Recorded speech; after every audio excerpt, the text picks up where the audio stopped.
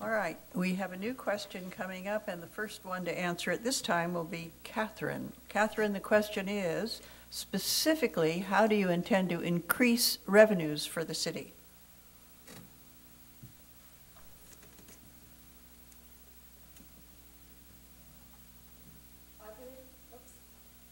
Press the green button. Thank you very much. I believe that revenues can be created through the city in two ways. And one way is going to be streamlining the permitting process and making Menlo Park a more business-friendly place. We need to allow the businesses to more easily have transparency in knowing what they're going to see in terms of time to get the permits, in terms of cost to get the permits. We need to make sure that we are inviting to not only our small businesses, but also in zoning and helping the larger businesses come in and populate our industrial areas. I also feel that one of the largest revenue generators in our town is our taxes on our homes and property taxes. And as we invigorate our city, as people want to live here, that will also raise our revenues from the taxes on our homes as well and properties. Thank you, Catherine. Carolyn, your turn.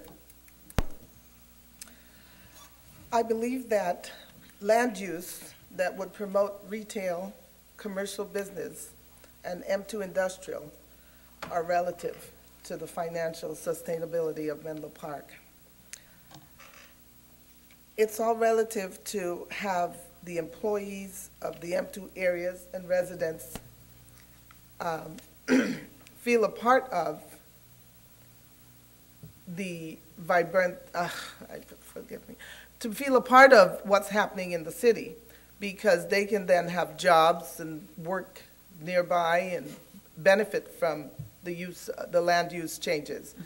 Mm-hmm. Making the process easier for businesses to come into the city. I understand that's one of the difficult things. So thank you very much. I believe that's the way to do it. Thank you. Carolyn, next was Ray. You get to answer the question. Do you remember the question? Yeah, how would I like to increase revenue? How do you intend to increase revenues for the city? Well, the number one way we need to increase revenue in the city is to become more business friendly. We make it extremely hard for businesses to make even the smallest changes when they want to do that. And one of the interesting things is if you talk to people about the downtown specific plan, and I've gone and talked to the property owners downtown, and they've come around, they're interested in going ahead and implementing. But what they said to me is, Ray, it's great the city did all of this work, but what you got to understand is even with the zoning we have now, if I want to move that wall, it's going to take 6 months. And there's going to be people coming in and out, and they don't want to do it. And so we have to go ahead and do the type of streamlining possible to make people actually want to make changes so that people can come in and take up those spots. But even more importantly, out in our M2 area, the city's had for 5 years now a zoning change, a streamlining process that we're supposed to be considering. The problem is we haven't actually done it yet. And what's happened is we have companies who are in their infancy, going into their adolescence, who are leaving Menlo Park, who don't want to do business here because it can take them up to 2 quarters to get through the process they need to get through to go ahead and conduct their business. In the Silicon Valley, that kills a company. We have to change that. Dave, your turn. Thank you. There are 3 ways that we make money. One is through sales tax, one is through property tax, and the other is through intergovernmental transfers. And in more depth, in my opinion and so on, I am a local builder, mostly remodels. Occasionally we get a larger project, but one of those issues is sales tax and property tax. If we can do a large addition on a home in a much quicker time, we reassess the value, the property tax comes in. If we have a permit to redo a tenant improvement on a business downtown and we can speed that through and get that faster and have that business up and running quicker, we're going to have more revenue to our city.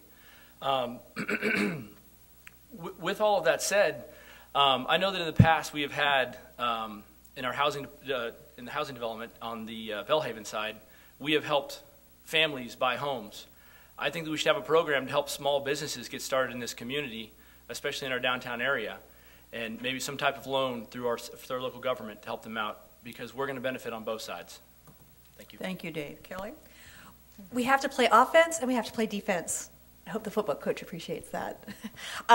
We have to, on the offensive side, we have to recruit businesses, and we have to, on the defensive side, we have to retain what we have. We have some fantastic sales tax producers. In fact, in our M2 produces 55% of our sales tax revenue, and that's been growing.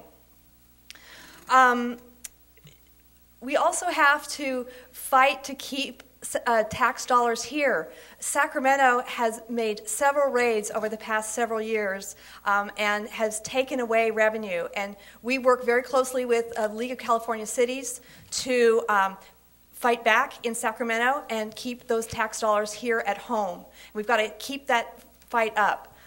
I would say in the, I'll talk about the M2 more later, but we have really streamlined the process with the downtown plan to encourage the businesses that Menlo Park residents have said that they want to have and attract in Menlo Park to be able to easily move into those empty spaces. So the foundation's been laid. Now we need to build the structure. Thank you, Kelly.